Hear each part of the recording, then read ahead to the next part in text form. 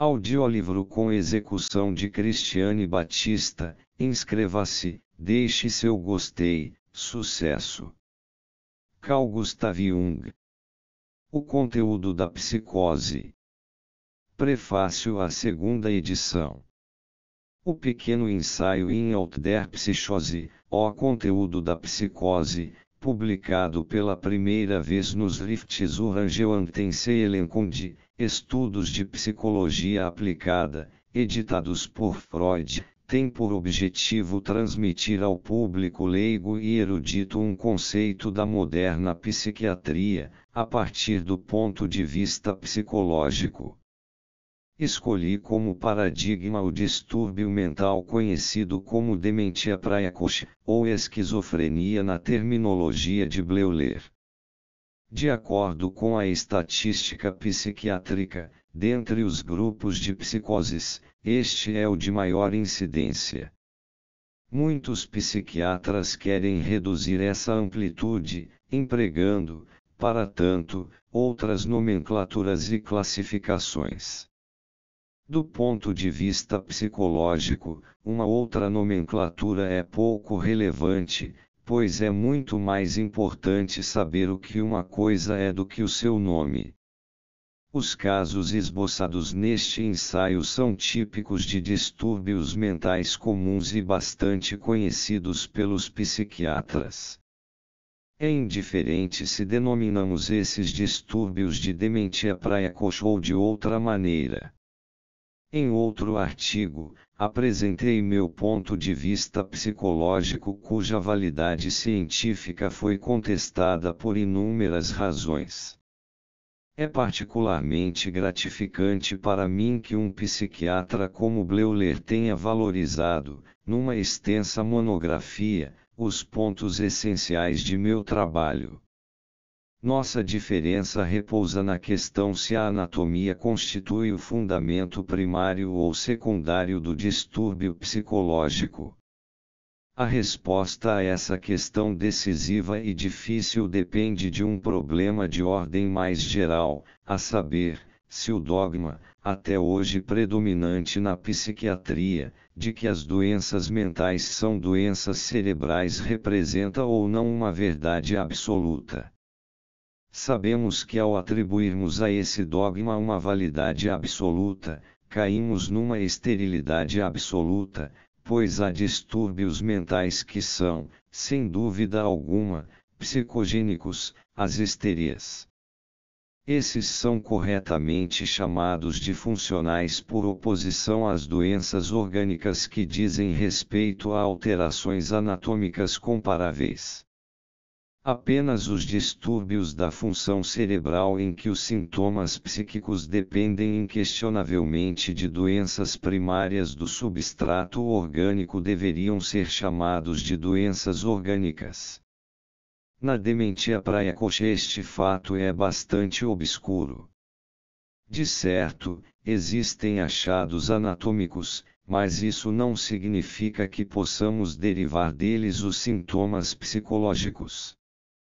Além disso, foram feitas experiências bastante positivas sobre o caráter funcional de, pelo menos, alguns estados iniciais da esquizofrenia, por fim, o caráter orgânico da paranoia e de várias formas paranoides é mais do que duvidoso.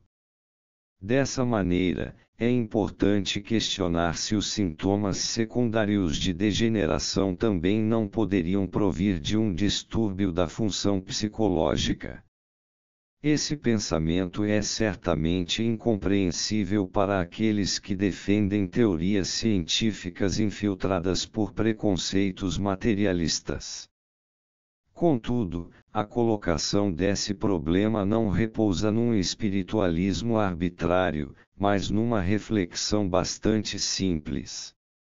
Ao invés de supor que um processo orgânico de doença seja introduzido por uma disposição hereditária ou por uma toxina, inclino-me a pensar que, por uma disposição de natureza ainda desconhecida, aparece uma função psicológica inadequada, que pode desenvolver até uma manifestação de distúrbio mental e provocar, Secundariamente, manifestações de degeneração orgânica. Essa visão se justifica pela total inexistência de provas da natureza primária do distúrbio orgânico, enquanto que são numerosas as provas da existência de uma falha primária na função psicológica, cuja história pode ser traçada se nos voltarmos para a infância dos pacientes. Essa visão também se justifica pelo fato de a prática analítica conhecer vários casos em que, na fronteira da dementia precoce, os pacientes ainda podem ser trazidos de volta à vida normal. Mesmo se fossem comprovados achados anatômicos ou sintomas orgânicos regulares, a ciência não poderia supor que o ponto de vista psicológico pudesse ser abandonado e o contexto psicológico, sem dúvida presente, desprezado. Se o carcinoma, por exemplo, fosse uma doença infecciosa, o processo de crescimento e degeneração característicos das células carcinomatosas permaneceria, apesar disso, um fator em si mesmo digno de investigação. Como dissemos, a conexão entre os achados anatômicos e o quadro psicológico da doença é de tal modo fraca que devemos examinar a fundo os aspectos psicológicos da doença, o que raramente se tem feito até hoje. No apêndice, procurei esboçar, em linhas gerais, algumas colocações mais novas do problema. A conferência original foi reeditada, nesta segunda edição, sem qualquer modificação. Kutnask Zurich 1914 C.G. Jung. O conteúdo da psicose. A psiquiatria é uma enteada da medicina. Os demais ramos da medicina possuem a grande vantagem, o método científico. Em todos esses ramos, existem coisas palpáveis e visíveis, trabalha-se com métodos de pesquisa da física e da química, o bacilo perigoso pode ser observado através de um microscópio, e o bisturi do cirurgião não se detém diante de nenhuma dificuldade da anatomia, descobrindo os órgãos mais vitais e inacessíveis. A psiquiatria, a arte de curar a psique humana, encontra-se ainda em frente à porta, procurando em vão pesar e medir, segundo o método científico. Já sabemos, há muito tempo, que ela trata de um órgão determinado, do cérebro. Mas é somente para além do cérebro, para além da base anatômica que aparece o que nos importa, isto é, a psique, cuja essência indefinível foge sempre às explicações mais engenhosas. Nos primeiros séculos, em que se atribuía uma substância à psique e todos os acontecimentos incompreensíveis da natureza eram personificados, acreditava-se que a doença mental era obra de um espírito do mal e o doente, um possesso.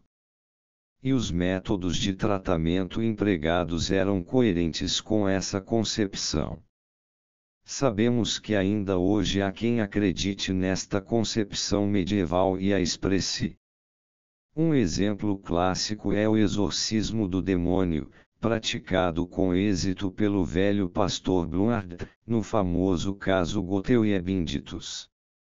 No entanto, para a honra da Idade Média, podemos ainda dizer que, desde cedo, encontramos indícios de um racionalismo sadio. Já no século XVI, por exemplo, no Hospital Julius em Würzburg, os doentes mentais eram tratados junto com os doentes somáticos, e seu tratamento parece ter sido bastante humano.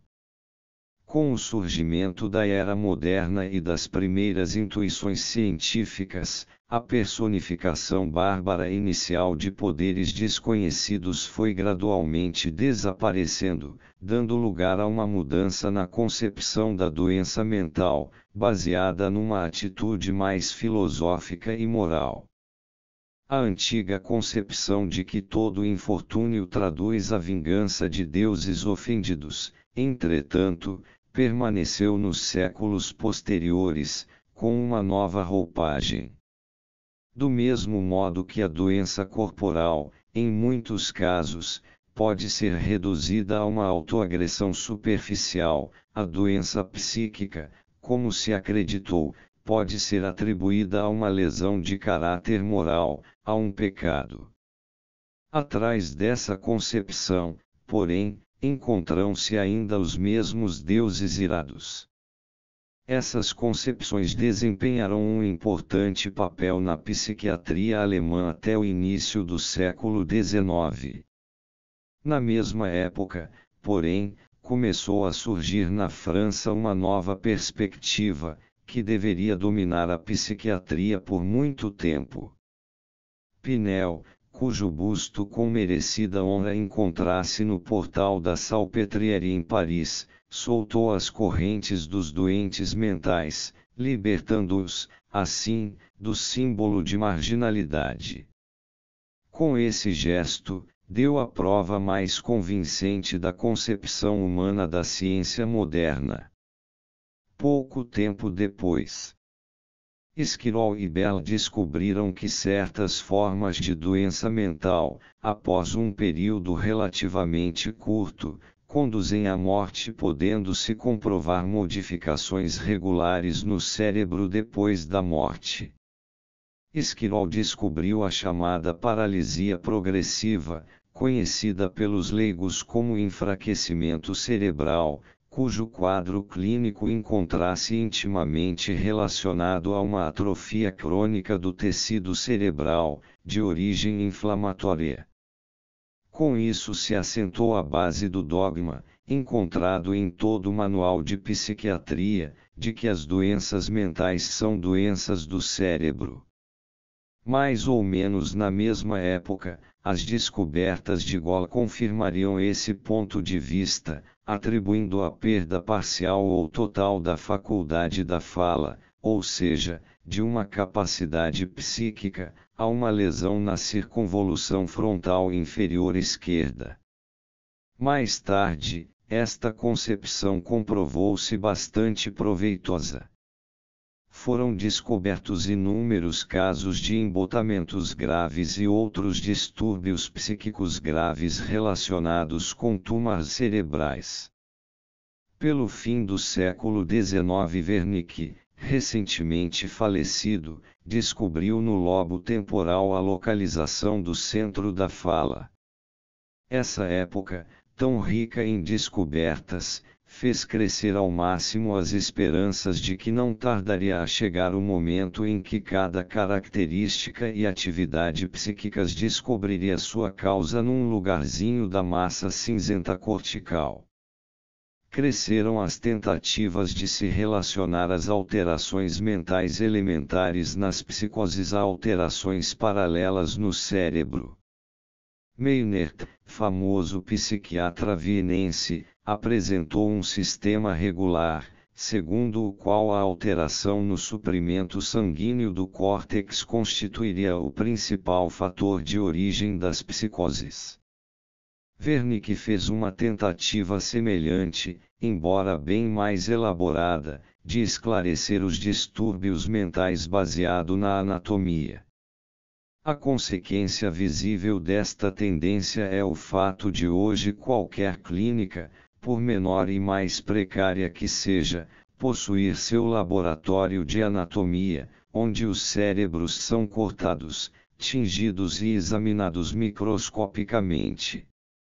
Nossas numerosas revistas psiquiátricas estão repletas de trabalhos sobre anatomia, de investigações sobre a localização das fibras do cérebro e na medula espinhal, de investigações sobre a estrutura e disposição das células no córtex cerebral e suas formas possíveis de lesão nas várias doenças mentais. A psiquiatria nasceu, portanto, no seio de um materialismo pernicioso. E isto é compreensível. Há muito tempo ela vem privilegiando o órgão, o instrumento, em detrimento da função.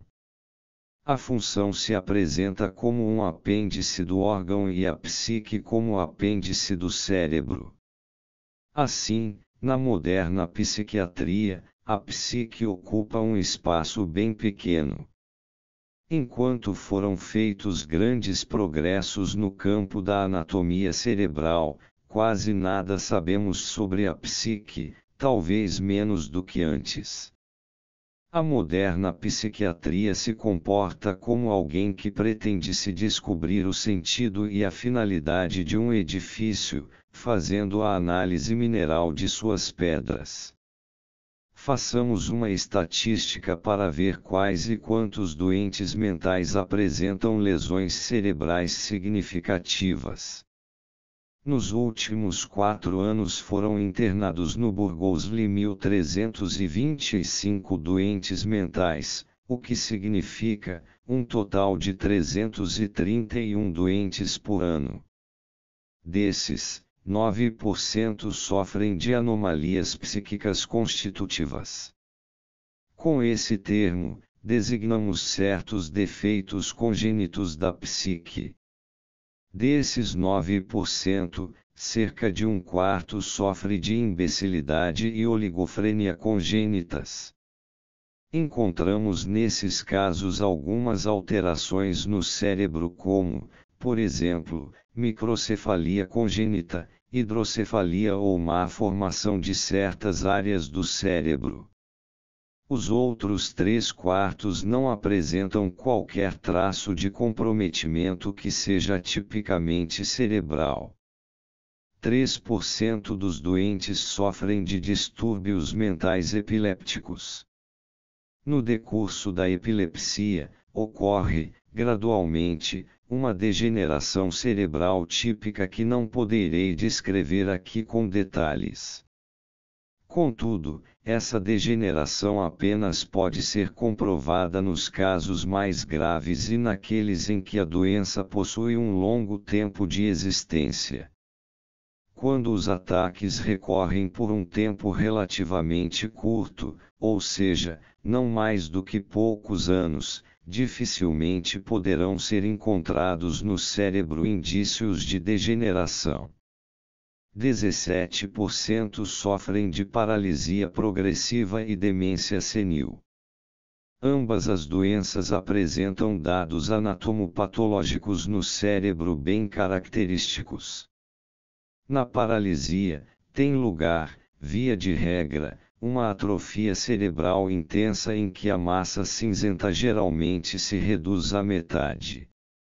As áreas frontais, em particular, podem se reduzir até 1/3 do peso normal. Uma lesão similar ocorre na demência senil. 14% dos doentes internos anualmente sofrem de intoxicações, ao menos 13% devido à ingestão de álcool. Em geral, nos casos menos graves, nenhum tipo de lesão cerebral pode ser comprovada. Somente nos casos mais graves é que se pode encontrar uma pequena atrofia do córtex. Mas o número de casos graves não passa de 1% das internações anuais por alcoolismo. 6% dos doentes sofrem da chamada psicose maníaco-depressiva que compreende a mania e a melancolia. A essência dessa doença pode ser entendida até mesmo por um leigo. A melancolia é um estado anormal de tristeza em que tanto a inteligência como a memória não sofrem dano algum.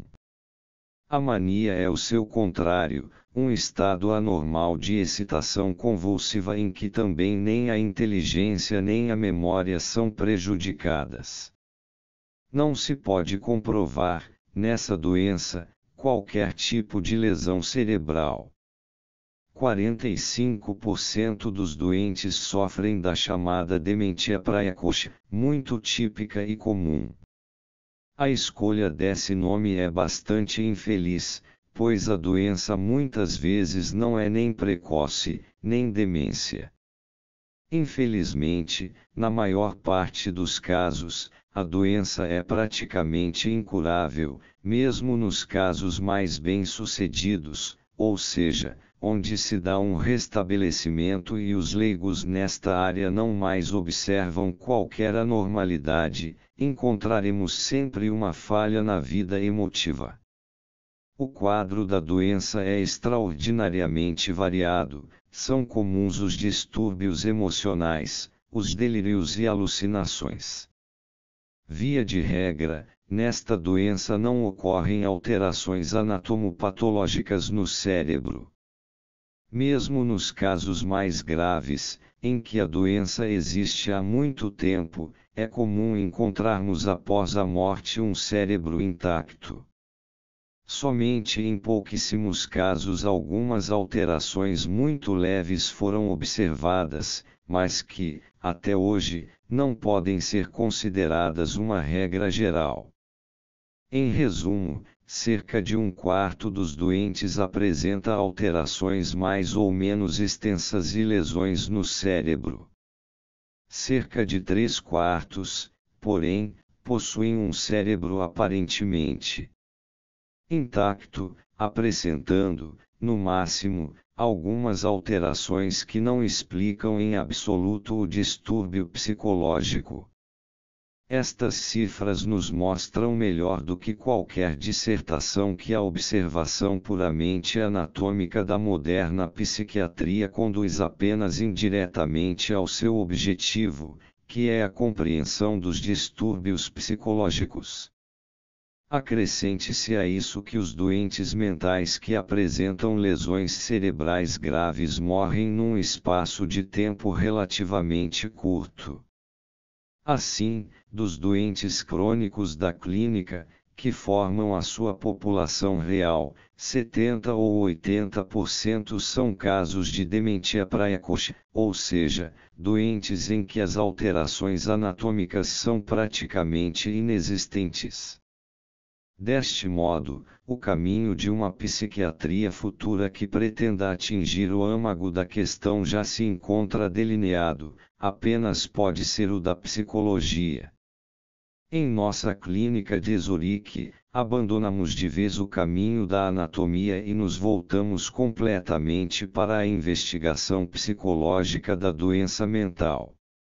Uma vez que a maioria de nossos doentes sofre de dementia precoce, essa doença constitui, naturalmente, a questão central de nossas investigações.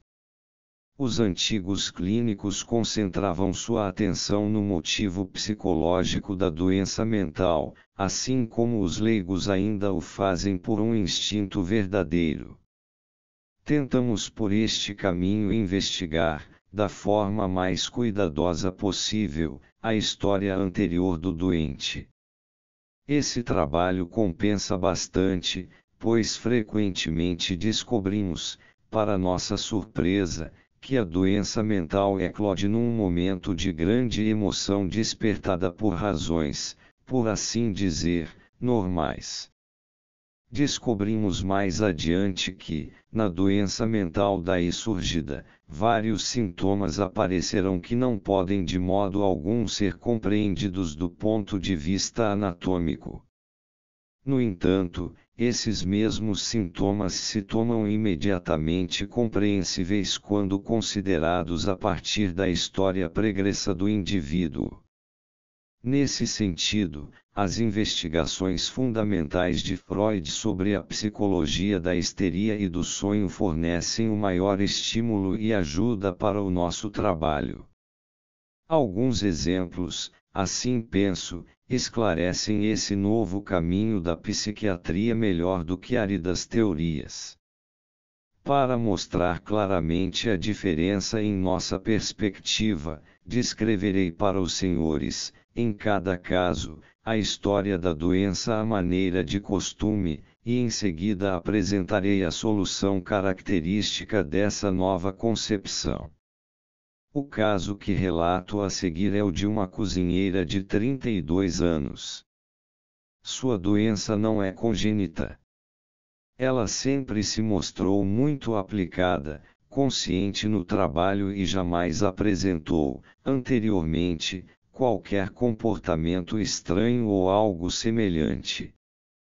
Há algum tempo atrás, conheceu um rapaz que queria se casar com ela. A partir de então, começou a se comportar de modo estranho. Ela repetia sempre que ele não gostava muito dela, mostrava-se muitas vezes temperamental, apática e desajustada. Certa vez, adornou excentricamente seu chapéu de domingo com penas vermelhas e verdes, e depois comprou um pince-nez para usar quando saísse com o noivo no domingo. Um dia, decidiu subitamente que seus dentes estavam defeituosos, que eles não a deixariam em paz, e resolveu colocar uma dentadura, embora não fosse de modo algum necessário. Mandou extrair todos os dentes sob anestesia geral. Na noite seguinte, teve uma grave crise de ansiedade. Chorava e gritava que estava perdida, condenada para sempre, que havia cometido um pecado grave, permitindo que lhe extraíssem os dentes. As pessoas deveriam orar por ela para que Deus lhe perdoasse. Estas em vão tentavam convencê-la de que extrair os dentes não era pecado, mas isso não ajudou em nada. Apenas com o nascer do dia ela foi se acalmando e chegou a trabalhar o dia todo. Nas noites seguintes, porém, continuou a sofrer as mesmas crises. Quando consultei a paciente, achei-a bastante calma. Só pude observar que tinha um olhar um tanto distante. Falei com bastante calma sobre a operação. Ela me disse que extrair os dentes não era algo tão terrível assim, mas que não podia se livrar da ideia de que era um grande pecado, apesar do que lhe diziam. Ela sempre repetia num tom lamurioso e patético: não deveria ter permitido que me extraíssem os dentes, foi um grande pecado que Deus jamais haverá de perdoar. Isso provocava uma impressão inequívoca de doença. Alguns dias depois, seu estado piorou consideravelmente, e teve de ser internada na clínica. A crise de ansiedade se intensificou, permanecendo meses a fio. Essa história apresenta vários sintomas que nos parecem bastante absurdos.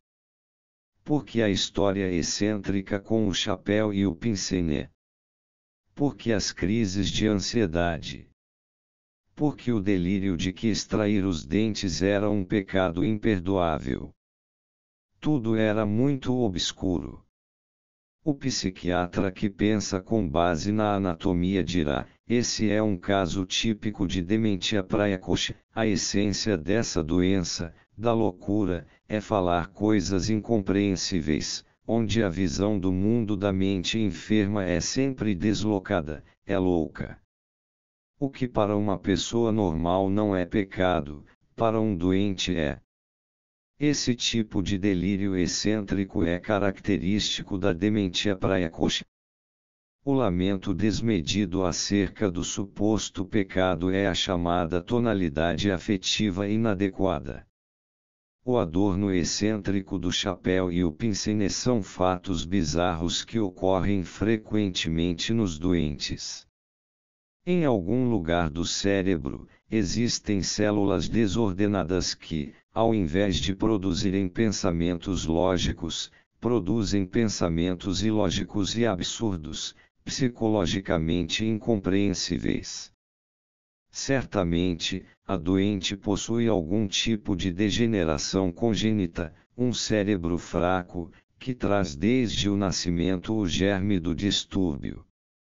Por alguma razão, a doença eclodiu somente agora, mas poderia ter acontecido em qualquer outro momento. Se o destino não nos tivesse ajudado na análise psicológica deste caso, certamente teríamos de capitular diante desses argumentos. Devido às formalidades necessárias para a internação, descobriu-se que a paciente, há muitos anos, tivera um caso amoroso que terminou quando o amante lhe deixou um filho ilegítimo. Para resguardar o bom nome, a moça teve que ocultar a criança no interior. Ninguém soube do caso. Quando se apaixonou uma outra vez, surgiu o dilema: o que diria o noivo sobre isso? Primeiramente ela adiou o casamento, suas inquietações foram aumentando, aparecendo então os comportamentos estranhos. Para que possamos compreender o que se passou, devemos tentar penetrar na psicologia de uma alma ingênua. Se precisamos confiar um segredo doloroso a quem amamos, tentaremos, de início, adquirir certeza de seu amor para nos assegurarmos de seu perdão. Fazemos isso ora com perguntas lisonjeiras, ora com perguntas provocadoras ou, então, procurando mostrar o valor de nossa própria personalidade para que ele pareça maior diante da pessoa amada. Por isso, nossa paciente adornou o chapéu com penas coloridas que, para o seu gosto simples, são objetos de admiração. O uso do pincel inspira o respeito das crianças, mesmo as mais crescidas. Além disso, quem não conhece o exemplo de alguém que tenha extraído todos os dentes por pura vaidade, simplesmente para usar uma dentadura? Geralmente, esse tipo de operação provoca, na maior parte das pessoas, um certo nervosismo, pois tudo fica mais difícil. Justamente nesse momento ocorre a catástrofe, eclode o pavor de que o noivo a deixe se souber de sua vida pregressa. Esta foi a primeira crise de ansiedade. Como a paciente não assumiu durante toda a vida a falta cometida, teve de prosseguir a tentativa de salvaguardar seu segredo, deslocando para a extração dos dentes o seu medo, tal como vimos. Quando alguém não pode confessar um grande pecado, enfatiza um menor. Para a psique fraca e sensível da paciente, o problema parece insolúvel e o afeto decorrente é extraordinariamente grande. É assim que a doente mental se apresenta do ponto de vista psicológico. A série de acontecimentos aparentemente tão absurdos, as loucuras, adquire, de repente, um sentido, descobrimos um sentido no sem sentido, conquistando, assim, uma aproximação mais humana do doente mental. Ele é uma pessoa que sofre dos mesmos problemas humanos que nós, e nem de longe é uma máquina cerebral em desordem. Até hoje predominou a opinião de que o doente mental nada mais manifesta em seus sintomas do que o produto ilógico das células cerebrais. Mas isso não passa de estudo acadêmico, de elucubrações estéreis. Quando, porém, penetramos nos segredos do doente, percebemos que a loucura possui seu sistema próprio, e passamos a reconhecer na doença mental apenas uma reação inusitada a problemas emocionais que pertencem a todos nós. Esta concepção nos parece extremamente esclarecedora por projetar muita luz no âmago da doença. Embora seja a mais frequente em nossas clínicas, é muito pouco compreendida. Devido à insensatez de seus sintomas, ela se parece com o que comumente chamamos loucura. O caso que acabo de descrever para os senhores é bem simples e transparente. Como um segundo exemplo, gostaria de trazer um caso mais complexo. Trata-se de um homem entre 30 e 40 anos, arqueólogo estrangeiro, muito culto e extraordinariamente inteligente.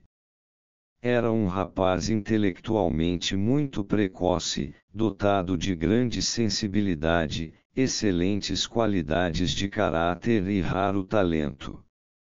Fisicamente, era pequeno, frágil e gago. Cresceu e se educou no exterior, tendo estudado depois, durante alguns semestres, em B. Até então jamais revelara qualquer sinal de perturbação.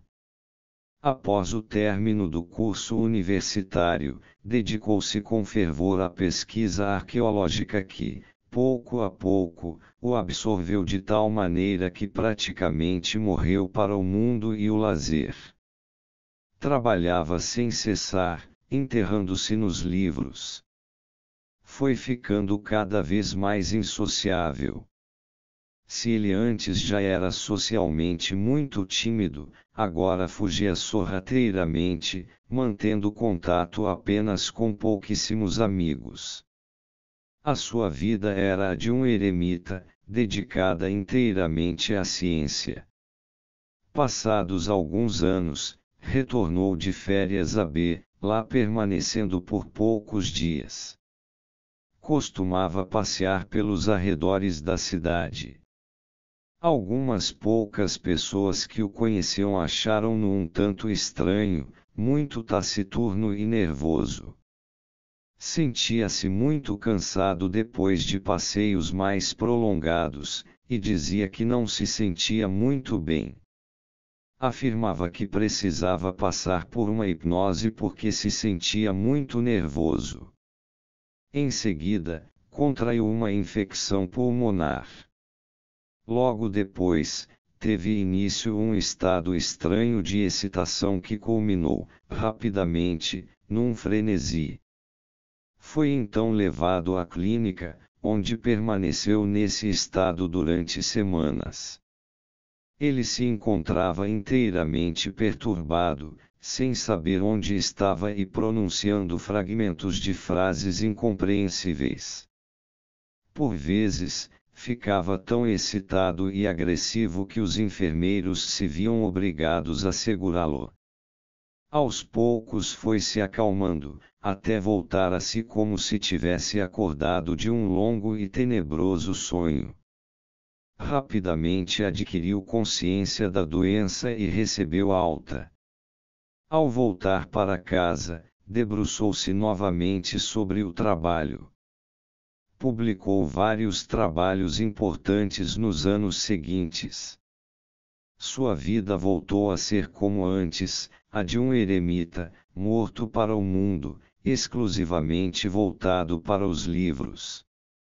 A reputação de um misantropo seco, destituído de qualquer senso de beleza para a vida foi crescendo, pouco a pouco. Anos depois do primeiro surto, empreendeu novamente uma viagem de férias a B. Como antes, fazia seus passeios solitários nos arredores da cidade. Certo dia, desmaiou subitamente na rua. Foi então levado para uma casa vizinha, entrando imediatamente num estado de excitação. Fazia ginástica, pulava sobre a cabeceira da cama, saltava no quarto, declamava versos em altos brados, cantava poemas improvisados, etc. Foi novamente levado para a clínica. A excitação persistiu.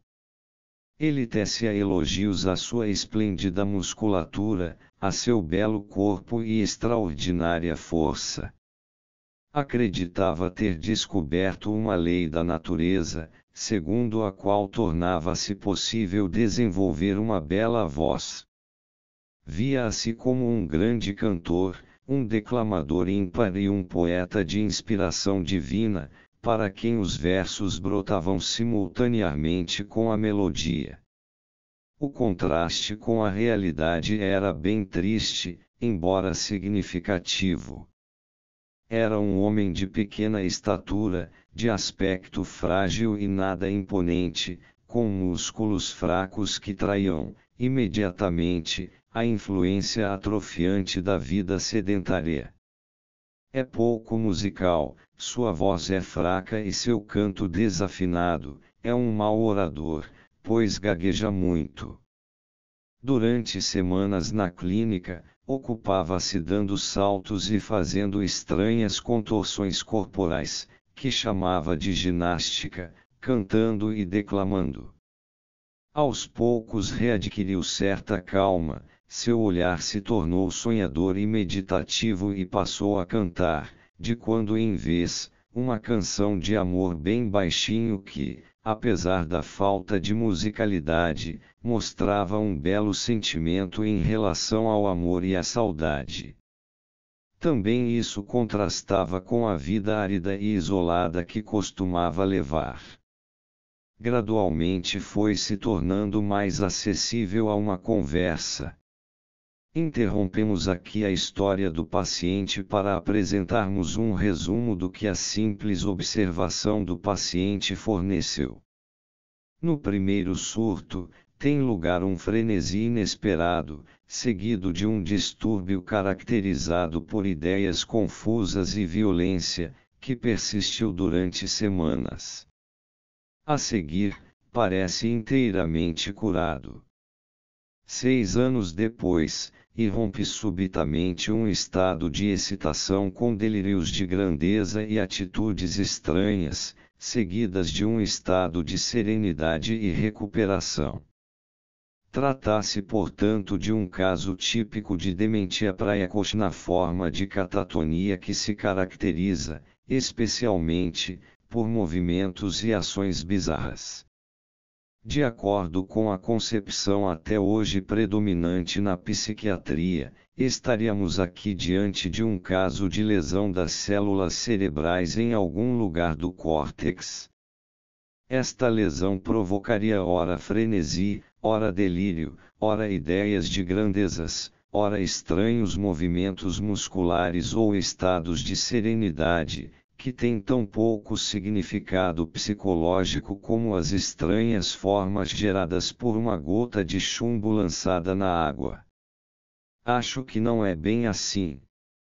Não é um estado de humor casual das células cerebrais que produz um contraste tão surpreendente com a história do paciente, como podemos observar no segundo surto.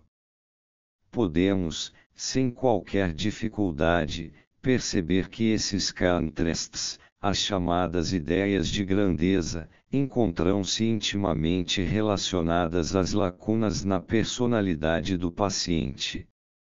São lacunas que certamente também sentiríamos como falta. Quem jamais sentiu a necessidade de compensar a aridez de sua vida de trabalho com a fruição da arte poética e da música, e de devolver ao corpo a força e a beleza roubadas por uma vida sedentária? Além disso, quem não se lembra, com uma certa inveja, da energia de um Demóstenes que, apesar da gagueira, foi tão grande orador? Assim sendo, quando nosso paciente complementa a deficiência evidente de sua vida física e mental com desejos delirantes, devemos também pressupor que as canções de amor que cantava baixinho de vez em quando preenchiam uma lacuna dolorosa na sua existência. Supriam uma falta que, quanto mais dolorosa, mais resguardada ficava. Não foi preciso investigar muito além. Trata-se de uma velha história que se renova em cada psique humana, tão simples como convém à mais fina sensibilidade da vítima predestinada. Enquanto estudante, teve uma colega por quem se apaixonou. Fizeram juntos muitos passeios pelos arredores da cidade, a timidez e o acanhamento excessivos, também provocados pela gagueira, jamais permitiram que ele encontrasse a oportunidade adequada para, então, exprimir com palavras seu sentimento. Além disso, ele era pobre e nada podia oferecer a ela. Chegou ao término dos estudos, ela foi para longe, ele também, e nunca mais se viram. Não havia passado muito tempo quando soube que ela se casara. Ele desistiu, mas não sabia que Eros jamais liberta seus escravos. Ele se enterrou num trabalho intelectual abstrato não para esquecê-la, mas para trabalhá-la no pensamento. Assim, pretendia resguardar secretamente no coração o seu amor, sem que ela jamais soubesse. Cumpriu o compromisso durante certo tempo. Certa vez, viajou para a cidade em que ouviu dizer que ela morava. O trem fez apenas uma rápida parada e ele não chegou a descer do trem. Da janela, viu uma mulher com uma criança e acreditou ser ela. Ninguém, na verdade, sabe se era ela, nem mesmo ele.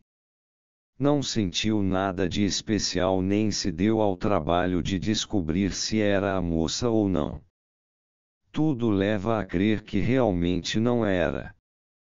O inconsciente queria somente ficar em paz com suas ilusões. Pouco tempo depois voltou a B, cidade das antigas lembranças.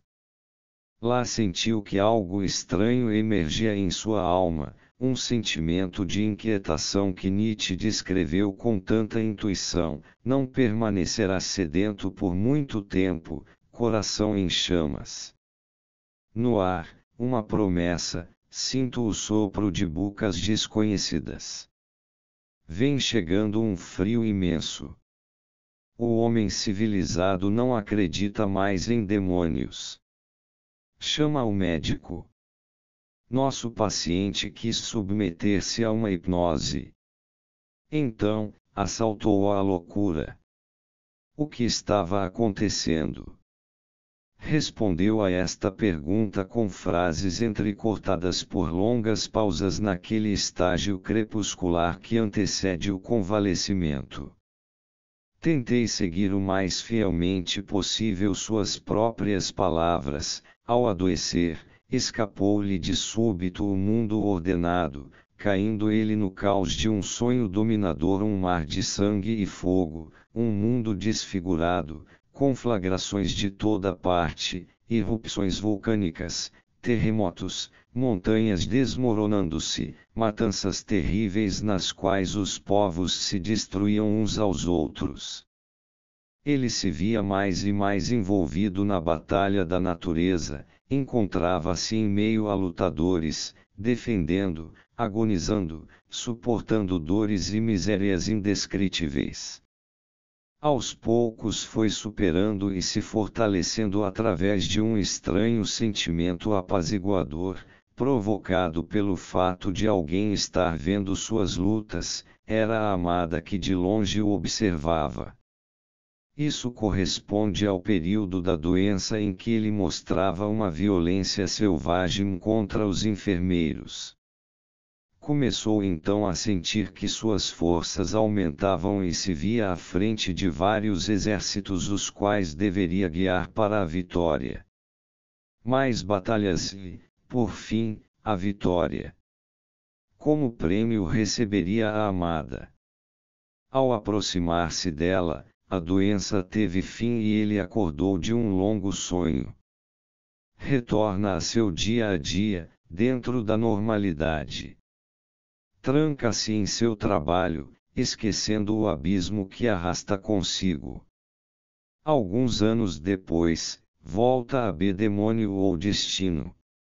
Mais uma vez, percorre os mesmos caminhos e é, de novo, assaltado pelas antigas lembranças. Desta vez, porém, não sucumbe nas profundezas da confusão. Mantém-se orientado em relação ao meio que o cerca. A luta é, de certo modo, mais amena. Ele faz ginástica, pratica artes masculinas e tenta recuperar-se. Segue-se, então, o estágio onírico com as canções de amor que corresponde ao tempo da vitória na primeira psicose. Nesse estado sigo aqui suas próprias palavras, possuía uma sensação de sonho, como se estivesse na fronteira entre dois mundos distintos e não soubesse se a realidade era à direita ou à esquerda. Contou-me o seguinte: dizem que ela se casou, mas eu acho que não é verdade, ela ainda está à minha espera, sinto que é assim. Para mim é como se ela não estivesse casada, como se ainda fosse possível. Essa descrição nada mais é do que o pálido reflexo da cena em que, na primeira psicose, ele, vencedor, se vê diante da noiva. Algumas semanas após esta conversa, os interesses de trabalho voltaram a ocupar o primeiro plano. Foi se tornando cada vez mais reticente em relação à sua história pessoal, reprimindo-a e evitando-a como se não lhe pertencesse. Assim, fechou gradualmente a porta de seu submundo. Ficou apenas uma certa tensão na maneira de se exprimir e um olhar que, embora voltado para as coisas exteriores, dirigia-se, ao mesmo tempo, para dentro, sugerindo a atividade silenciosa do inconsciente que consiste em preparar novas soluções para o problema sem saída. Essa é a chamada cura da dementia precoce. Nós psiquiatras dificilmente podemos reprimir um sorriso quando lemos tentativas poéticas de descrever uma psicose. Em geral, essas tentativas são consideradas inúteis, pois o poeta introduz em suas concepções de psicose relações psicológicas inteiramente alheias ao quadro clínico da doença. Mas se o poeta não se contenta com transcrever um caso de um manual de psiquiatria, na maioria das vezes acaba sabendo bem mais do que o psiquiatra. O caso que acabo de descrever não é um caso único. Ele é típico de uma classe para a qual certo poeta criou um modelo universal. Esse poeta é Spitauer, o modelo, a imago. Suponho que esse caso seja conhecido por todos. A distância psicológica que separa o poeta do doente mental é bem grande. O mundo do poeta é o mundo dos problemas resolvidos. A realidade é o mundo dos problemas não resolvidos. O doente mental é o reflexo fiel desta realidade. Suas soluções são ilusões insatisfatórias e a sua cura, uma renúncia temporária ao problema. Este permanece ativo e sem solução no inconsciente, emergindo, em determinado momento, para criar novas ilusões num outro cenário. Como os senhores bem podem ver, isso é um fragmento da história da humanidade. A análise psicológica ainda está longe de poder elucidar, com plena luz, todos os casos da doença aqui considerados. A maior parte dos casos é repleta de obscuridade e incompreensões, sobretudo porque apenas uma fração muito pequena consegue alcançar uma recuperação. O caso que acabo de narrar é surpreendente, pois a volta ao estado normal nos permitiu uma visão do período da doença. Infelizmente nem sempre temos a vantagem dessa retrospectiva porque grande parte dos doentes não encontra o caminho de volta do sonho. Eles ficam perdidos no labirinto de um jardim mágico, onde a mesma velha história se repete num presente intemporal. Para os doentes, os ponteiros do relógio do mundo pararam, não existe mais tempo nem progresso. Para eles é indiferente se sonham durante 2 dias ou durante 30 dias. Tive, por exemplo, em minha enfermaria, um doente que há 5 anos vivia em plena introversão, na cama, sem dizer qualquer palavra. Há anos, fazia eu minha visita 2 vezes por dia e sempre, ao me aproximar de seu leito, constatava que não havia nenhum sinal de mudança. Certa vez, quando estava saindo do quarto, ouvi uma voz estranha que me perguntava: quem é o Senhor? O que o Senhor quer?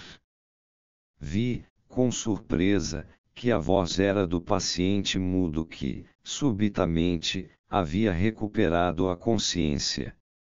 Disse-lhe que era seu médico e ele, revoltado, perguntou por que ninguém falava com ele. Ele falou num tom de quem se acha muito ofendido, como acontece quando alguém passa dias sem nos cumprimentar. Eu disse então que ele passou 5 anos prostrado numa cama, sem dizer qualquer palavra ou ter qualquer reação, ao que ele reagiu com um olhar de espanto e incompreensão. Tentei naturalmente descobrir o que havia acontecido nesse longo período, mas meus esforços foram em vão. Um outro paciente que se encontrava numa situação bem semelhante, ao ser interpelado quanto ao motivo desse silêncio de anos, respondeu: porque quis poupar a língua alemã. Esses exemplos nos mostram claramente que, muitas vezes, os próprios doentes não possuem o menor prazer ou interesse em esclarecer suas estranhas vivências. Para eles, aliás, essas não são consideradas de modo algum estranhas. No entanto, por vezes, os próprios sintomas indicam o conteúdo psicológico da doença. Tivemos durante 35 anos uma paciente interna no Burgosli que passou anos na cama sem dizer absolutamente nada, sem qualquer reação. Tinha a cabeça sempre curvada, as costas arqueadas e o joelho levemente flexionado. Fazia uns movimentos de fricção estranhos com as mãos que, ao cabo de alguns anos, geraram enormes calosidades na superfície áspera das mãos. O polegar e o indicador da mão direita eram mantidos juntos como se ela estivesse costurando. A paciente morreu há cerca de 2 anos e tentei investigar como ela era no começo da doença. Ninguém na clínica se lembrava de tê-la visto fora do leito. Somente a chefe das enfermeiras, já bastante idosa, lembrava-se de tê-la visto sentada na mesma posição em que ficava quando deitada. Nessa época, ela fazia movimentos rápidos e amplos com os braços sobre o joelho direito, dizia então que ela costurava sapatos ou que polia sapatos. Ao longo dos anos, os movimentos foram se restringindo, permanecendo apenas um pequeno movimento de fricção e o polegar e o indicador em posição de costura. Consultei em vão nosso velho arquivo e nada constava sobre a história pregressa da paciente. No enterro, apareceu um irmão de 70 anos e eu lhe indaguei a respeito da causa da doença de sua irmã. Ele respondeu que ela havia se apaixonado e que, por diversas razões, o namoro se desfez. Isso abalou de tal modo o coração da moça que ela entrou num estado de profunda melancolia. Quem era o amado? Um sapateiro. A menos que se prefira ver aqui o estranho jogo do acaso, devemos supor que a paciente conservou, sem qualquer alteração, a lembrança do amado durante 35 anos. Facilmente poder-se-ia pensar que esses pacientes que provocam uma tal impressão de embotamento sejam, na realidade, ruínas de um incêndio. Mas é provável que não sejam. Muitas vezes, podemos provar diretamente que esses pacientes ainda revelam certa curiosidade, pois registram tudo o que se passa à sua volta, possuindo uma memória admirável. Este fato explica por que muitos pacientes readquirem lucidez durante algum tempo e voltam a desenvolver as forças mentais que parecem inteiramente perdidas. Esses períodos de lucidez ocorrem, por vezes, durante uma doença física grave ou então logo antes da morte. Tínhamos, por exemplo, um paciente com quem era impossível estabelecer e manter uma conversa lúcida, pois ele só conseguia produzir um misto confuso de delírios e palavras estranhas. Esse homem ficou seriamente doente e pensei que seu tratamento seria muito difícil. De modo algum. Ele estava completamente transformado, era um paciente amigo e dócil que seguia as ordens médicas com paciência e gratidão. Seus olhos haviam perdido o tom agressivo e diabólico e adquiriram um ar tranquilo e compreensivo. Certa manhã, entrei no quarto e o cumprimentei como de costume: "Bom dia, como vai?" O paciente, porém, me abordou com o antigo refrão: "Lá vem mais um desse bando de cachorros e macacos fazendo-se de salvador." Percebi de imediato que ele estava curado. A partir desse momento, era como se a sua razão tivesse desaparecido por completo. Segundo essas considerações, podemos observar que a razão propriamente dita ainda subsiste, embora arrastada para algum canto, quando a mente se vê ocupada com ideias patológicas. No entanto, qual o motivo que leva a mente a se esgotar no trabalho de elaboração de um nonsense patológico? Mesmo para essa questão tão difícil, a nova concepção pode nos fornecer uma chave. Hoje podemos afirmar que essas construções patológicas absorvem o interesse do doente porque constituem subprodutos das questões que mais ocupavam o seu espírito quando normal. Em outras palavras, o que hoje na doença é uma miscelânea incompreensível de sintomas era um dos campos de interesse mais centrais de sua personalidade normal. À guisa de exemplo, gostaria de mencionar o caso de uma paciente que se encontrava há 20 anos na clínica. Ela sempre foi um grande enigma para os médicos, pois o absurdo de seus delírios ultrapassava tudo que a fantasia mais engenhosa seria capaz de produzir. A paciente era costureira, nascida em 1845, de origem muito pobre. Sua irmã enveredou desde cedo por um mau caminho, terminando como prostituta. A paciente, ao contrário, levou sempre uma vida muito respeitável, trabalhadora e recatada. Adoeceu em 1886, aos 39 anos de idade, ou seja, num estágio da vida em que muitos sonhos se desfazem. Sua doença consistia em delírios e alucinações que rapidamente foram se tornando tão absurdos que ninguém podia compreender as queixas e desejos da paciente. Ela chegou à clínica em 1887. Já em 1888, a linguagem dos delírios degenerou tanto que era impossível qualquer compreensão. Falava, por exemplo, de situações terríveis: à noite, a coluna dorsal é arrancada, as dores nas costas são provocadas por substâncias que atravessam as paredes cobertas de magnetismo. O monopólio determina os sofrimentos que não estão no corpo, mas pairam no ar.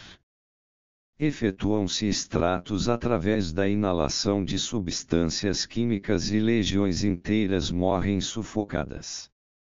Em 1892, a paciente referia-se a si como monopólio de notas, rainha dos órfãos, proprietária da clínica Burgosli, e diz que Nápoles e eu devemos suprir o mundo com macarrão. Em 1896, ela se torna a Germânia e a Helvécia exclusivamente de manteiga doce e diz também: "Eu sou a Arca de Noé, a barca da salvação e a atenção. Desde então o nonsense patológico aumentou consideravelmente.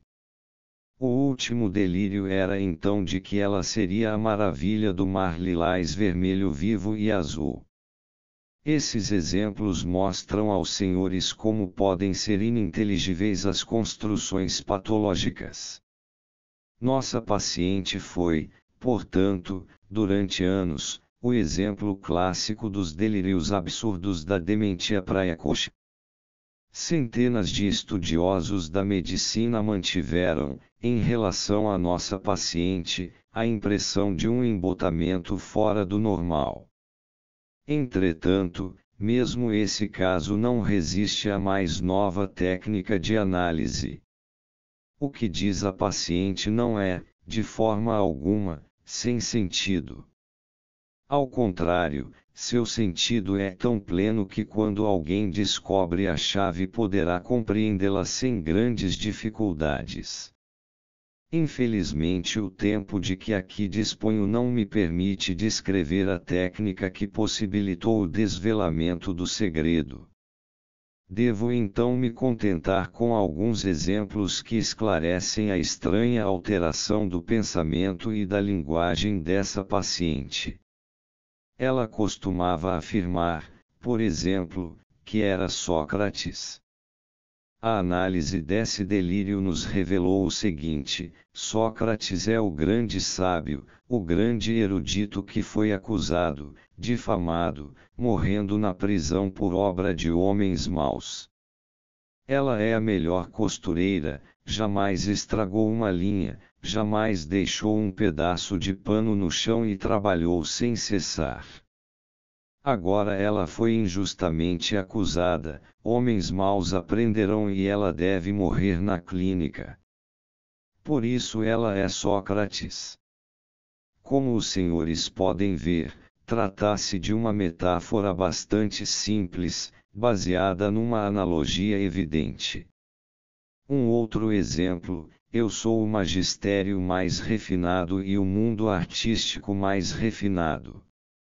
A análise nos mostrou que ela é a melhor costureira, a que escolhe os melhores modelos, os que mais chamam a atenção e gastam pouco material, ela coloca os adornos onde mais sobressaem.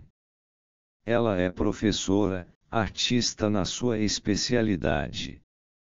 Produz as melhores roupas, as quais ela, numa expressão épica, chama de vestimentas do Museu Caracol. Sua clientela é constituída exclusivamente pelo círculo de pessoas que frequentam o Haus zur Schnecke e o museu. Haus zur Schnecke é um clube muito distinto. Fica ao lado do museu, no prédio da biblioteca, que é um outro lugar de encontro do círculo distinto e elegante de Zurique, pois ela é a melhor costureira, que faz somente vestimentas do Museu Caracol. A paciente também se diz Maria Stuart. A análise apresenta a mesma analogia encontrada em Sócrates, o sofrimento de um inocente e a morte da heroína. Eu sou Lorelai. Análise, é uma famosa canção, It was nicht was alles bedeuten, não sei o que significa etc. Toda vez que ela tenta falar de si, as pessoas não a entendem e dizem não saber o que significa, por isso ela é Lorelai. Sou uma Suíça. Análise: a Suíça é um país livre, ninguém pode destruir a Suíça de sua liberdade.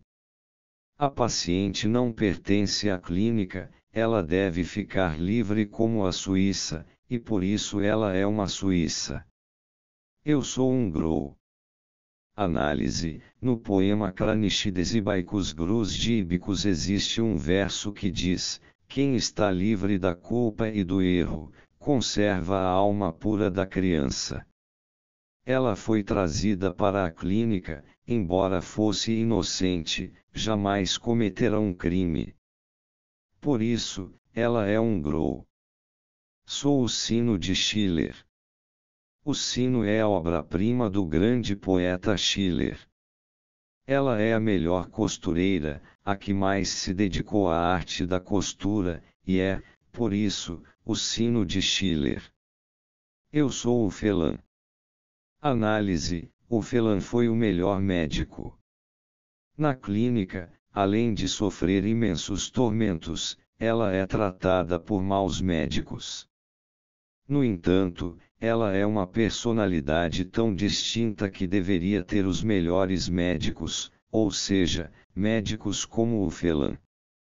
Por isso ela é o Phelan. A paciente emprega a forma eu sou de modo bastante arbitrário, ora para exprimir me pertence ou me convém, ora eu deveria ter. Isso ficou mais evidente na seguinte análise: eu sou a chave mestra. Análise: a chave mestra é a chave que abre todas as portas da clínica. Como ela é proprietária da clínica, há vários anos, ela já deveria possuir esta chave. Com a frase, eu sou a chave mestra, ela traduz de maneira simplificada essa ideia. O conteúdo principal dos delírios está concentrado na expressão, eu sou o monopólio. Análise: a paciente se refere aqui ao monopólio de notas que há muito tempo lhe pertence. Ela se julga na posse do monopólio de todas as notas bancárias do mundo. Com elas, pode produzir para si riquezas incalculáveis, de modo a compensar a pobreza e inferioridade de sua via. Seus pais morreram cedo e por isso ela é a rainha dos órfãos.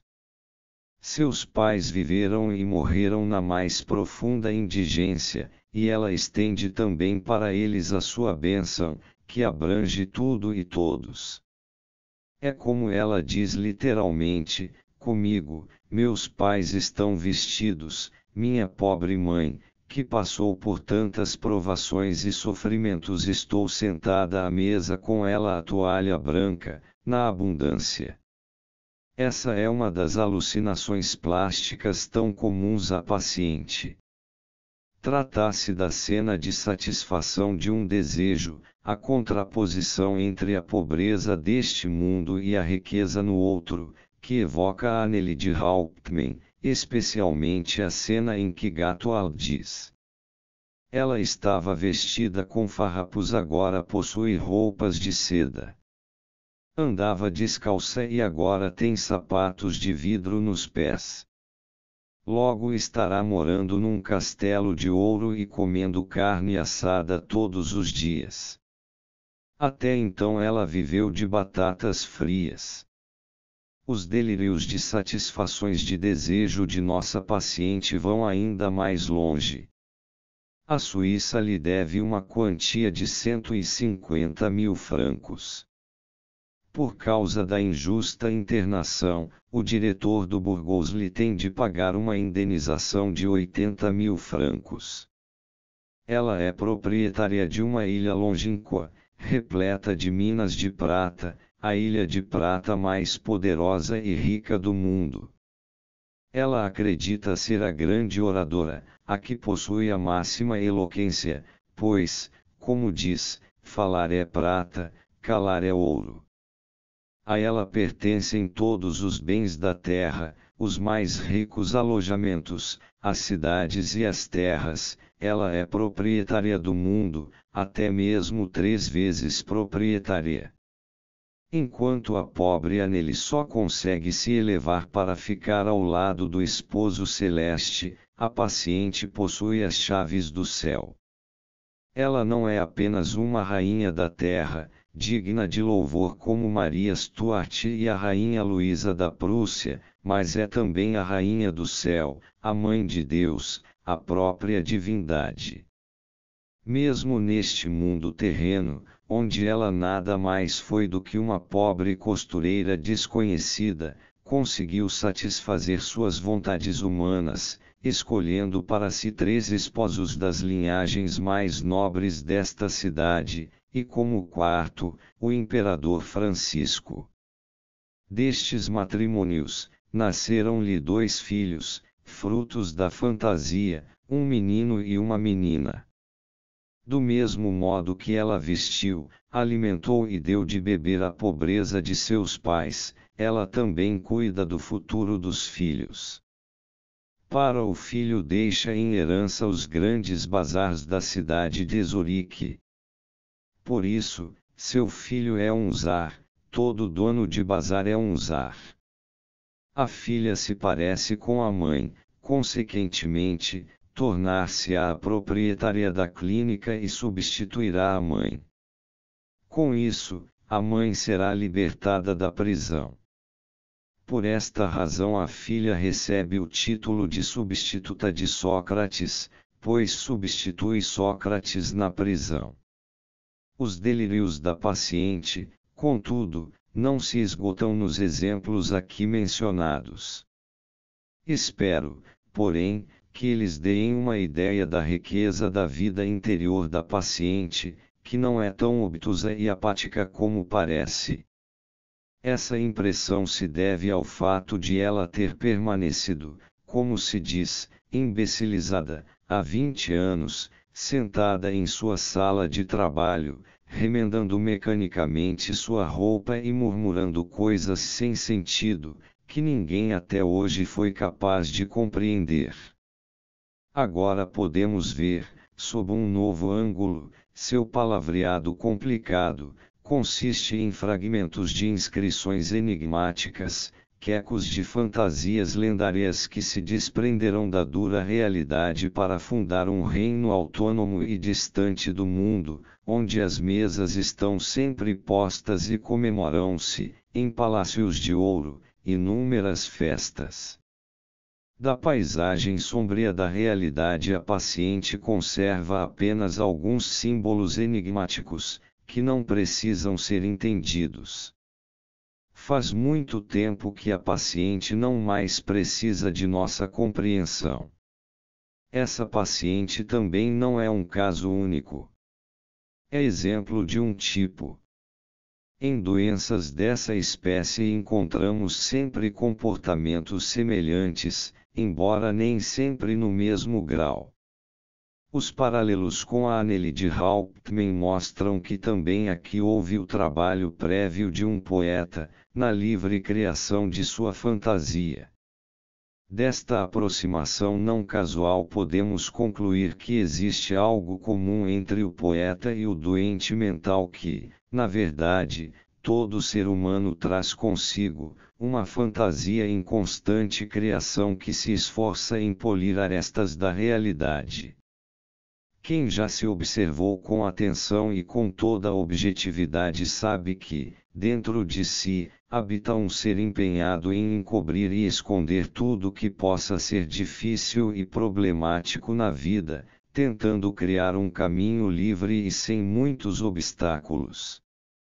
A doença mental faz com que predomine tal atitude. Uma vez predominando, a realidade vai, pouco a pouco, sendo encoberta, tornando-se um sonho distante. Enquanto isso, o sonho é que se torna realidade, acorrentando o doente, muitas vezes por toda a vida. Como pessoas normais inteiramente inseridas na realidade, não conseguimos ver a riqueza desse aspecto velado da psique. Percebemos somente a destruição. Infelizmente, na maior parte das vezes, não conseguimos nenhuma informação sobre o que se passa no lado obscuro da psique, uma vez que ruíram todas as pontes de ligação. Ainda não sabemos se essa nova concepção da doença possui validade geral ou apenas restrita, no entanto, quanto mais cuidadosa e pacientemente investigamos nossos doentes, mais encontramos casos que, apesar de a demência parecer total, nos oferecem, ao menos, percepções fragmentárias de uma vida psíquica obscura, bem distante da pobreza mental admitida na concepção ainda hoje predominante na psiquiatria. também não estamos em condições de explicar de maneira conclusiva as conexões desse mundo obscuro. Não obstante, podemos agora afirmar, com segurança, que não existe nenhum sintoma na dementia praecoce que possa ser qualificado como sem fundamento ou sem sentido psicológico. Mesmo as coisas mais absurdas são símbolos do pensamento, que são não só humanamente compreensíveis em termos humanos, mas também realidades que moram no íntimo de toda criatura humana. Nos dimensões mentais, não estamos diante de nada novo e desconhecido, mas sim do fundamento de nosso próprio ser, da origem dos problemas que enfrentamos no dia a dia.